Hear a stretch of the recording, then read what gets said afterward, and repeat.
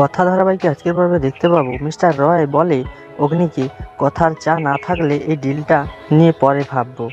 এই বলে মিস্টার রয় উঠে বেরিয়ে যাবে। কথাকে দেখে বলে এসো কথা। কথা বলে আমি আপনাদের কথা ভেবে আবার চা দিতে রাজি আছি, কিন্তু এর বিনিময়ে আমি কোনো টাকা নেব না। মিস্টার রয় সবটা শুনে খুব খুশি হয়। অগ্নি বলে এটা কি করে হলো? আমি যেতে বলল না, অথচ কথা যেতে বলে তাকে হ্যাঁ বলল।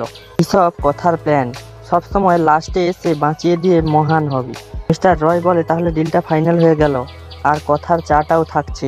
প্রান্তিকের বাবা প্রান্তিককে জেল থেকে বের করার জন্য লয়ার নিয়ে আসে থানায়। পুলিশকে সব কাগজ দেখিয়ে প্রান্তিককে নিয়ে আসে এবং প্রান্তিকের বাবা বলে এই গুহাবাড়ির পুরনো দিনের শত্রুটা আবার নতুনভাবে শুরু হলো।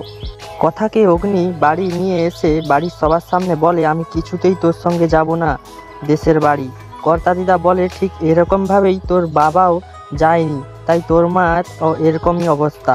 যাই হোক, যেখানেই থাকুক তোর মা ভালো থাকুক।